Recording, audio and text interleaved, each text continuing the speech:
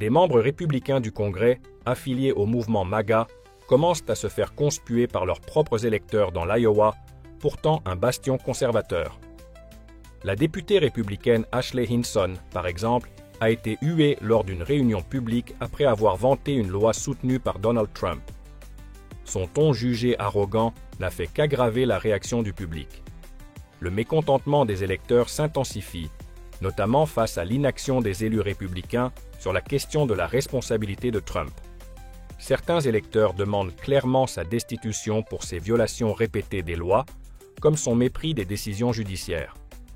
En réponse, Hinson a tenté de détourner la conversation en critiquant certains juges, affirmant qu'ils étaient trop militants et qu'un nouveau projet de loi, le Rogue Rulings Act, visait à restreindre leurs décisions. Mais sa réponse a été perçue comme un évitement du sujet central, demander des comptes à Trump. Kyle Kulinski, animateur de l'émission Secular Talk, a été invité à commenter. Selon lui, ce projet de loi est une catastrophe. Il prévoit des coupes massives dans Medicaid, des réductions d'impôts pour les riches, tout en creusant le déficit et en alourdissant la charge fiscale des classes moyennes. Pour lui, défendre un tel texte relève de la malveillance. Concernant la destitution, Kyle estime qu'il existe de nombreuses raisons valables pour engager une procédure contre Trump. Il évoque notamment la clause des émoluments, citant les millions reçus par Trump de puissances étrangères.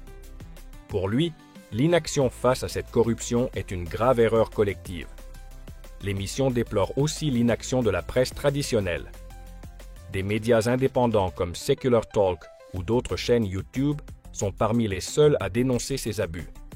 Il est temps, selon eux, que les démocrates prennent la parole franchement, comme l'a récemment fait le gouverneur Tim Walz, comparant l'ICE à la Gestapo. Kyle souligne que les gens réclament des politiques concrètes, une couverture santé universelle, des salaires dignes, la taxation des ultra-riches, la fin des guerres commerciales absurdes. Il appelle à construire une véritable alternative au programme MAGA, non pas en copiant des figures populaires comme Joe Rogan, mais en défendant des idées progressistes avec sincérité. Enfin, il partage son parcours, un diplômé en sciences politiques qui a lancé Secular Talk en 2008 pour exprimer ses idées. Aujourd'hui, il se bat pour sortir le pays de l'emprise du Trumpisme en dénonçant la corruption et en appelant à une mobilisation citoyenne massive.